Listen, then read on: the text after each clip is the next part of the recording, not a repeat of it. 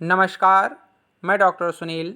आज मैं psychology practical memorisation through paired association, जो कि एक एक्सपेरिमेंट है, इसको किस तरीके से कंडक्ट करना है और इसका theoretical aspect and practical aspect किस तरीके से लिखा जाएगा, इसके बारे में हम लोग आज बात करेंगे।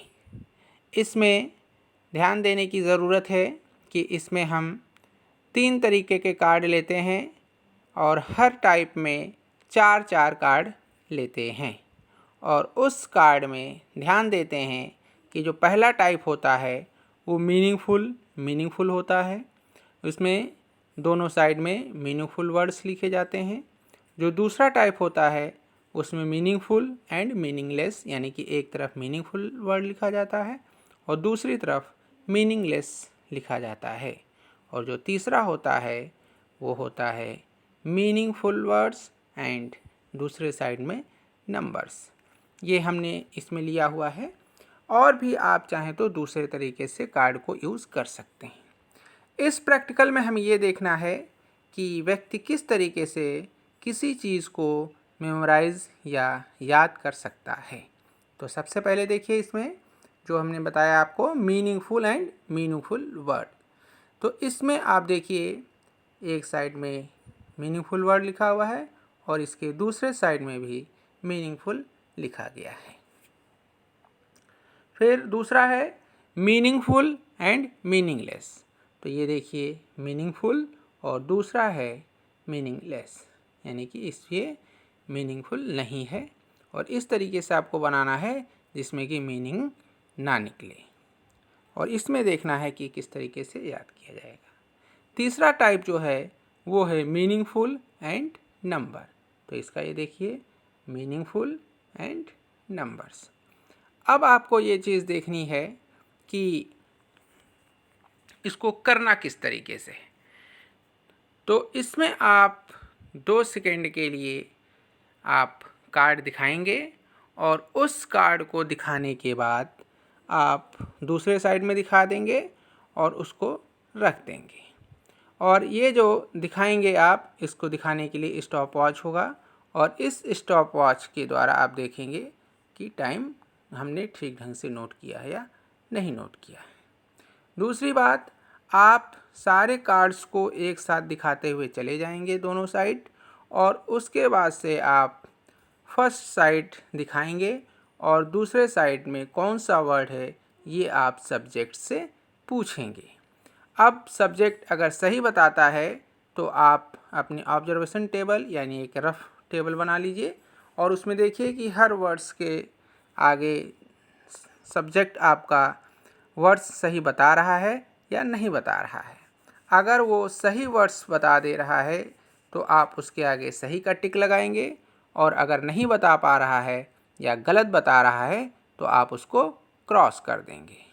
और इस तरीके से आप पहला ट्रायल देखेंगे, दूसरा ट्रायल देखेंगे, तीसरा ट्रायल देखेंगे और ये ट्रायल आपका तब तक चलता रहेगा जब तक कि लास्ट के 2 ट्रायल करेक्ट रिस्पॉन्स में ना आ जाएं। यानी कि आपने पहला वर्ड्स दिखाया और उसके साथ में जो पेयर वर्ड है वो अगर सब्जेक्ट बता ले रहा है और ये 2 आपके ट्रायल ऐसे होने चाहिए कि इसमें कोई भी वर्ड्स या कोई भी पेयर वर्ड ऐसा ना हो जिसमें कि आपने एक सब्जेक्ट यानी कि जो स्टिमुलाई वर्ड है, उद्दीपक शब्द है, उस उद्दीपक के साथ में जो आपने पेयर बनाया है वो या पेयर के रूप में बनाया है वो उसमें बता पाता है या नहीं बता पाता है।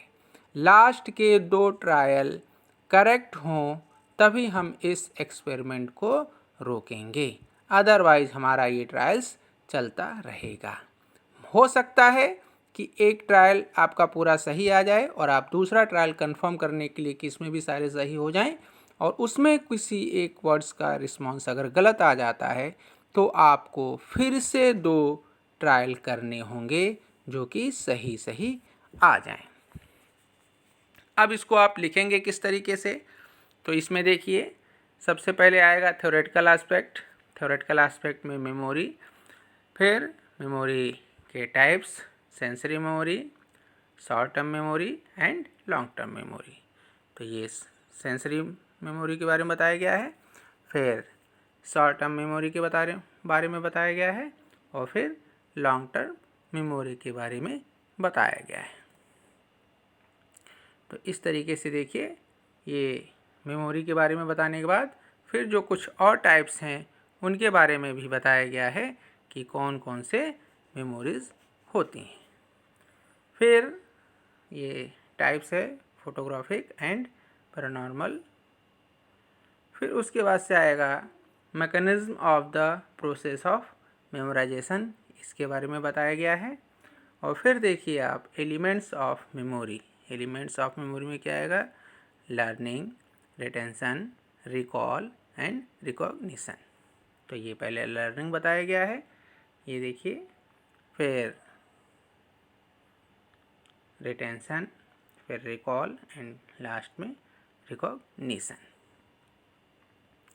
फिर इसके बाद से फैक्टर्स इन्फ्लुएंसिंग मेमोरी, कौन कौन से फैक्टर्स हैं जो कि मेमोरी को प्रभावित करते हैं। इसमें internal factor, external factor and specific. तो इंटरनल में देखिए ये बताए गए हैं। फिर उसके बाद से suitable mental and physical condition.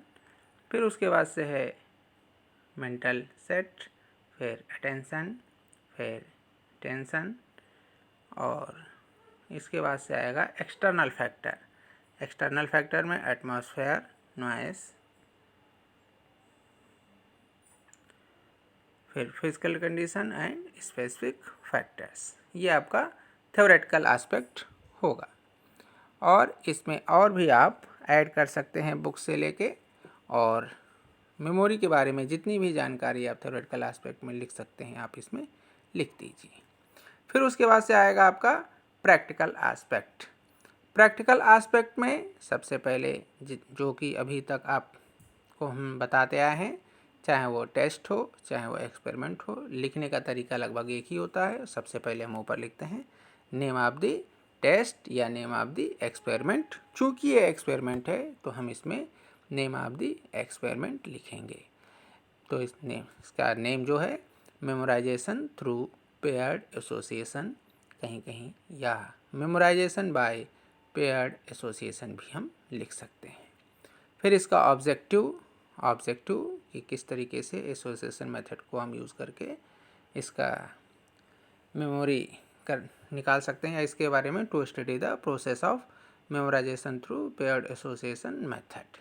और दूसरा to study the learning curve. फिर आपका आएगा details of the subject. Details of the subject में जो अभी तक आप करते आए हैं, नेम ऑफ द सब्जेक्ट, जो सब्जेक्ट का नाम है वो आप लिख देंगे। एज ऑफ द सब्जेक्ट, जो सब्जेक्ट का एज होगा वो आप लिखेंगे। फिर जेंडर ऑफ द सब्जेक्ट, जो सब्जेक्ट का जेंडर होगा वो लिख देंगे आप यहाँ पर। फिर उसके बाद से एजुकेशनल क्वालिफिकेशन, ये चूँकि बीएड के ऊपर साथ ही एक दूसरे के ऊपर कर लेते हैं तो बीएड अपेयरिंग लिखा हुआ है। अदरवाइज ये हाई स्कूल लेवल के स्टूडेंट के ऊपर किया जाता है, तो हाई स्कूल लेवल का 9th 10th या 6, 7, 8 जिस क्लास का बच्चा होगा, कोशिश ये की जाती है कि 9th या 10th का बच्चा हो तो उसके ऊपर आप करिए और उसकी जो क्लास होगी वो लिख दी जाएगी। फिर mental and physical health, natural सी बात है कि वो नॉर्मल होगा। फिर उसके बाद से आएगा details of the experimenter. Details of the experimenter में जो सब एक्सपेरिमेंट कर रहा है, यानी कि आप कर रहे हैं तो आपका नाम। फिर एजुकेशन क्वालिफिकेशन, आप बीएड में हैं, बीएड अपेयरिंग। अगर किसी और कोर्स में है तो आप उस कोर्स का नाम या जो भी आप कोर्स कर रहे हैं वो आप लिख देंगे। फिर उसके बाद से आएगा डिटेल्स ऑफ द एक्सपेरिमेंट, यानी कि किस दिन आपने किया वो डेट डाल देंगे, टाइम क्या रहा, और प्लेस का साइकोलॉजी लैब में ही आप कर रहे हैं तो साइकोलॉजी लैब आ जाएगा। फिर उसके बाद से मटेरियल रिक्वायर्ड, इसमें हमने बताया था आपको कि 3 टाइप के कार्ड होंगे और हर टाइप में 4 कार्ड होंगे, तो इस तरीके से 12 कार्ड हो जाएंगे। और वो हमने बताया था आपको कि meaningful, meaningless and meaningful and number. फिर stopwatch, pencil, paper, graph paper, ये सारी चीज़ें मटेरियल रिक्वायर्ड में आ जाएंगी। फिर उसके बाद से प्रिपरेशन या प्रिलिमिनरी प्रिपरेशन, और उसमें प्रारंभिक तैयारी में क्या लिखेंगे आप? प्रारंभिक तैयारी में जो भी आपने प्रारंभिक तैयारी की है, किस तरीके से आपने कार्ड तैयार किए हैं 5x7 इंच के, और इस तरीके से आपने कार्ड इस तरीके से बनाए हैं कि दोनों साइड दिखाई ना दे, यानी कि कार्ड थोड़ा मोटा हो, और उसको आपने ठीक ढंग से किया है, जो पूरे ठीक साइज़ का हो, ठीक ढंग से दिखाई दे स्टूडेंट्स को, वो आपने पूरी प्रारंभिक तैयारी में आपने लिख लिया। स्टूडेंट को किस तरीके से बैठाया जाएगा आरामदायक, वो भी आपने पूरा इसमें लिख लिया है। फिर उसके बाद से आएगा प्रिकॉशंस। प्रिकॉशंस में आपने कौन कौन सी सावधानियां रखी, वो सारी सावधानियां आप इसमें लिख देंगे। और उसके बाद से फिर आएगा आपका इंस्ट्रक्शन। इंस्ट्रक्शन यानी कि सब्जेक्ट को जो आप इंस्ट्रक्शन देंगे वो इतने अच्छे ढंग से देंगे और ताकि वो आपका सब्जेक्ट आपके साथ ठीक ढंग से उस एक्सपेरिमेंट को कर सके, तो आप सारे इंस्ट्रक्शन लिख देंगे। फिर उसके बाद से आएगा प्रोसीजर या मेथड। तो इसमें आपने सब्जेक्ट को किस तरीके से इंस्ट्रक्ट करके प्रॉपर तरीके से बैठा के आपने कार्ड लेकर उसके साथ एक्सपेरिमेंट करना शुरू किया, और लास्ट तक आपने उसको किस तरीके से ये एक्सपेरिमेंट कराया है वो आप लिखेंगे इसमें। साथ ही साथ आपने एक्सपेरिमेंट कंप्लीट करने के बाद जो इंट्रोस्पेक्शन रिपोर्ट आपने लिखने के लिए उसे दिया, वो लिखवा कर सहयोग के लिए धन्यवाद कहेंगे, और फिर उसके बाद से ऑब्जर्वेशन टेबल बनाएंगे, वो पूरा आपका इसमें आ जाएगा। फिर उसके बाद से आएगा इंट्रोस्पेक्शन रिपोर्ट, जो आपने सब्जेक्ट से इंट्रोस्पेक्शन रिपोर्ट लिखवाई है, और उस इंट्रोस्पेक्शन रिपोर्ट के नीचे सब्जेक्ट से कहेंगे कि वो साइन भी कर दे, और वो कागज़ आप यहाँ पर लगा देंगे। फिर नेक्स्ट ऑब्जर्वेशन टेबल। अब ऑब्जर्वेशन टेबल देख के एक बार फिर से समझ लीजिए। ये देखिए मीनिंगफुल है, दूसरा मीनिंगफुल मीनिंगलेस, और तीसरा मीनिंगफुल नंबर। आप सब्जेक्ट को इस तरीके से कार्ड एक एक करके दिखाते जाएंगे। ट्री, एयर या जो भी ये कार्ड हैं चारों, ये आप एक एक करके, फिर उसके बाद से ये कार्ड दिखाते चले जाएंगे, फिर ये कार्ड दिखाते चले जाएंगे। अब पहला ट्रायल जो है, पहले ट्रायल में आपने देखा कि कुछ सही रिस्पांस आए हैं और कुछ गलत आए हैं, ठीक। फिर दूसरा, क्योंकि अभी सारे सही नहीं आए, फिर तीसरे में भी सारे सही नहीं आए, फिर चौथे में भी सारे सही नहीं आए, पाँचवें में देखिए सारे सही आ गए हैं। अब छठे में अगर ये गलत ना होता तो हमारा पाँचवा छठे ट्रायल्स तक ही होता, क्योंकि छठे ट्रायल्स में ये गलत हो गया है यहाँ पर। तो फिर हमने सातवां किया, सातवें में सारे सही आ गए, और आठवें में भी सारे सही आ गए, तो हमारा यहाँ पर ये कंप्लीट हो गया। अगर मान लीजिए सातवां सही आने के बाद आठवें में फिर कोई गलती आ जाती, तो फिर हमें 2 ट्रायल्स और करने होते। तो कुल मिला के आपको ये समझना है कि हम 2 ट्रायल्स, लास्ट के 2 ट्रायल हम ऐसे करेंगे जिसमें कि कोई भी एरर या कोई भी रॉन्ग रिस्पॉन्स ना आए, और फिर उसके बाद से आप total number of right response और total number of wrong response आप ये लिख लेंगे। फिर उसके बाद से आपका आएगा रिज़ल्ट, कि रिज़ल्ट में आपने किस तरीके से ऑब्जर्वेशन टेबल जो तैयार किया है, और इसमें आप ये ज़रूर लिखेंगे कि मीनिंगफुल मीनिंगलेस और मीनिंगफुल नंबर में कौन जल्दी याद हो जाता है और किस तरीके से याद हो जाता है। आप इंट्रोस्पेक्शन रिपोर्ट जब देखेंगे तो उसमें भी सब्जेक्ट बताने की कोशिश करता है कि हम किस तरीके से हमने इन वर्ड्स को याद किया, किस तरीके से एक वर्ड्स को हमने दूसरे वर्ड्स के साथ एसोसिएट करके याद किया। फिर उसके बाद से आपका आएगा interpretation of result. Interpretation of result के बाद, और इसमें आप इंटरप्रेशन ऑफ रिज़ल्ट में जो आपने ऑब्जर्वेशन टेबल बनाई है ट्रायल्स, उन ट्रायल्स के आधार पे आप इसको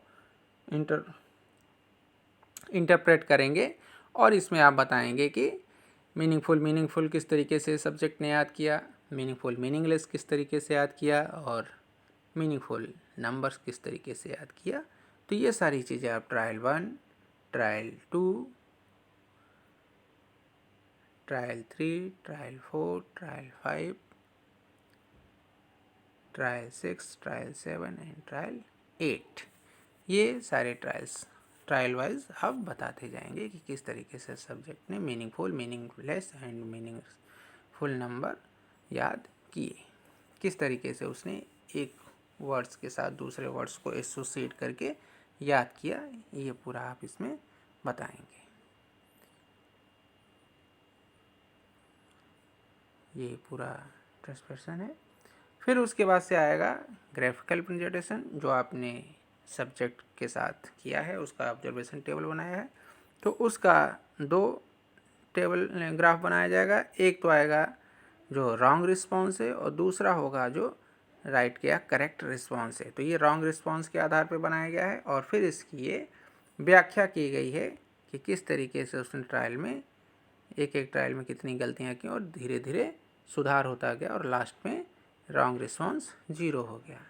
फिर दूसरा है correct response and numbers of trials के बीच में ग्राफ बनाया गया है और फिर इसके आधार पे इसका इंटरप्रिटेशन किया गया कि किस तरीके से राइट रिस्पॉन्स बढ़ते गए हैं और लास्ट में सारे रिस्पॉन्स सही हो गए हैं और इसके आधार पे इसकी व्याख्या की गई है। फिर उसके बाद से आएगा कंक्लूज़न आप निकालेंगे और इसमें अक्सर यही पाया गया है कि मीनिंगफुल वर्ड्स जल्दी याद कर लेता है सब्जेक्ट और वो किस तरीके से उसको एसोसिएट भी कर लेता है, लेकिन मीनिंगफुल और मीनिंगलेस याद करने में उसे परेशानी होती है या उसमें टाइम लग जाता है। तो ये पूरा इसका कंक्लूज़न जो भी आया है, अब नेचुरल सी बात है कि मोस्ट जितने भी एक्सपेरिमेंट किए गए हैं उसमें इसी तरीके का रिज़ल्ट आता है और जिस तरीके का रिज़ल्ट आएगा हम उसमें मैनिपुलेट नहीं करेंगे, जो रिज़ल्ट आया है हम उसको उसी तरीके से लिख देंगे या निष्कर्ष जो आया है वो हम निष्कर्ष लिख देंगे। फिर उसके बाद से आएगा एजुकेशनल इम्प्लीकेशन। इसको हम किस तरीके से या सब्जेक्ट या हम जो अपनी टीचिंग करेंगे या एजुकेशन में इसका क्या महत्व है, इसके बारे में हम पूरा इसमें शैक्षिक निहितार्थ के रूप में लिख देंगे कि किस तरीके से एक वर्ड्स के साथ दूसरा वर्ड्स या एक चीज़ के साथ दूसरे वर्ड को एसोसिएट करके किस तरीके से सब्जेक्ट याद कर रहा है और अगर हमें ज़रूरत पड़े तो हम अपनी टीचिंग में भी इस चीज़ का यूज कर सकते हैं या स्टूडेंट्स को हम मोटिवेट कर सकते हैं कि किस तरीके से वो किसी चीज़ को याद करें। एंड लास्ट में आएगा रेफरेंसेस, जो भी बुक आपने कंसर्न की है इस प्रैक्टिकल को करने के लिए, जो कि एक एक्सपेरिमेंट है, वो आप इसमें रेफरेंस के रूप में लिख देंगे। तो इस चीज़ को ध्यान रखिएगा कि ये एक्सपेरिमेंट है और जब एग्ज़ाम में आए तो आप जब ये एग्ज़ाम में आए तो एग्ज़ाम में आपको सिर्फ प्रैक्टिकल आस्पेक्ट ही लिखना होगा, थ्योरेटिकल आस्पेक्ट नहीं लिखना होगा। तो मेरा एक प्रयास था कि आपको ये प्रैक्टिकल करने में आसानी हो जाए और आप इसको समझ जाएं। मुझे उम्मीद है कि आपको ये एक्सपेरिमेंट अच्छे से समझ में आ गया होगा। आज के लिए इतना ही, धन्यवाद।